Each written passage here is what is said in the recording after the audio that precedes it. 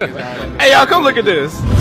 A few moments later, 2,000 years later, one eternity later. जो मैंने शुरू में बात की थी कि मैं आपको बताऊंगा कि किस तरह चेक कर सकते हैं कि आपकी डिग्री जो है वो जर्मनी से फुली रिकॉग्नाइज्ड है या नहीं। अब हम उस पर बात करते हैं। एक अनाबिन डेटाबेस है, उसमें जाकर के आपको चेक करना होता है कि आपकी डिग्री ऑलरेडी है या नहीं है। अच्छा, ऐसे समझ में नहीं आएगा, हम लैपटॉप पे ही चलते हैं और लैपटॉप पे जाकर के आपको दिखाता हूँ कि किस तरह से आप डिग्री वेरिफिकेशन चेक कर सकते हैं। तो चलिए चलते हैं और चेक करते हैं कि हम किस तरह से पता कर सकते हैं कि हमारी डिग्री जो है और यूनिवर्सिटी जो है वो रिकॉग्नाइज्ड है या नहीं।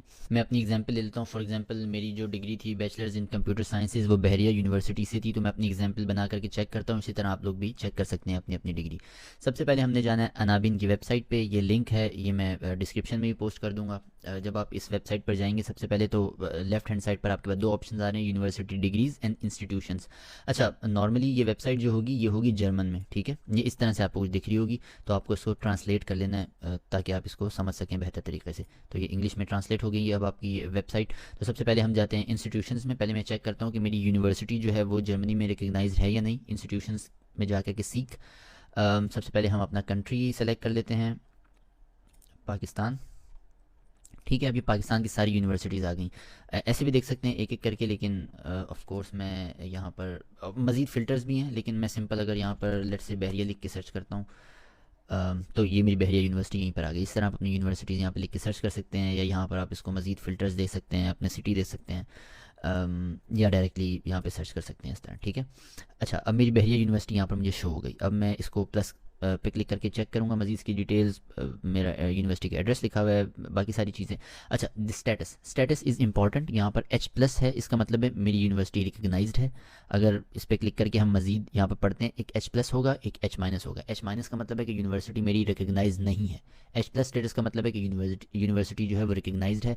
एक और स्टेटस होता है H+- का मतलब है पार्शली रिकग्नाइज कर रहे हैं, कुछ कोर्सेज इसके रिकग्नाइज कर रहे हैं। तो ये नॉर्मली H- या H+ ही आपको यहाँ पे दिखेगा। तो H+ अगर है तो उसका मतलब है आपकी यूनिवर्सिटी रिकग्नाइज्ड है। पहला स्टेप तो ये हो गया। अच्छा, आपने क्या कर लेना है, इसको यहाँ पर आपने सेव कर लेना है। यहाँ पर क्लिक करेंगे तो ये माइक्रोसॉफ्ट प्रिंट टू PDF, अब इसमें यहाँ पे प्रिंट कर लेंगे, उसको सेव कर लेंगे अपने पास, ठीक है। तो ये तो आपने चेक कर लिया अपनी यूनिवर्सिटी। इसी तरह अब आपको अपना कोर्स भी चेक करना है। For example bachelors in computer science जो मैंने पढ़ा है, क्या ये कोर्स रिकग्नाइज है बैरिया यूनिवर्सिटी से जर्मनी में या नहीं।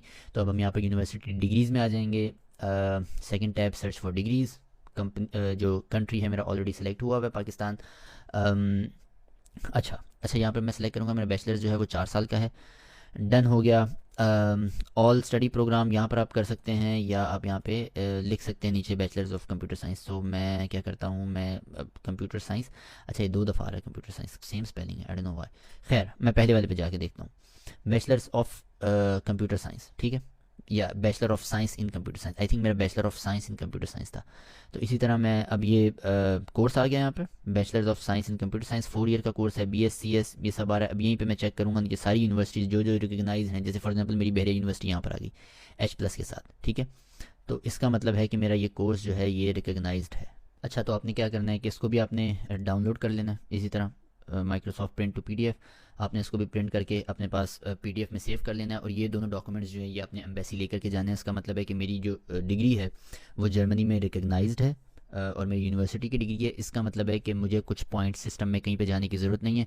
मैं डायरेक्टली एलिजिबल हूँ चांसन काटे के लिए। मुझे सिर्फ अपनी लैंग्वेज करनी है और मुझे अपने proof of financial means submit करवाना है, और मैं डायरेक्टली एलिजिबल हूँ। अच्छा, अब अगर आपने किसी यूनिवर्सिटी से पढ़ा हुआ है और वो यहाँ पर रिकग्नाइज नहीं है, आई थिंक जेबिस्ट की एक डिग्री है कंप्यूटर साइंस की, वो रिकग्नाइज नहीं है इस तरह, या शायद अब उन्होंने रिकग्नाइज कर दी हो, आप लेटेस्ट इन्फॉर्मेशन देख लीजिएगा।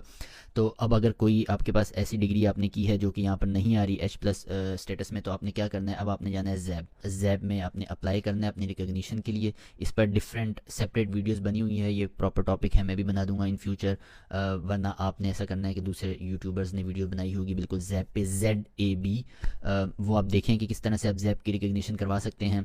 आपको अपने डॉक्यूमेंट्स भेजने होते हैं जर्मनी, अब मेरे ख्याल से ऑनलाइन भी हो गया, लेटेस्ट इन्फॉर्मेशन आप चेक कर लीजिएगा, और 200 यूरो आपके लगते हैं, और आपकी जो डिग्री है वो रिकग्नाइज करके भेज देते हैं कि हाँ भाई आपकी डिग्री रिकग्नाइज्ड है। तो अगर यहाँ पर नहीं आ रही तो आपने फिर जैब से रिकग्नाइज करवा लेनी है अपनी डिग्री, और फिर आप जॉनसन कार्टी के लिए अप्लाई कर सकते हैं। Oh, wow!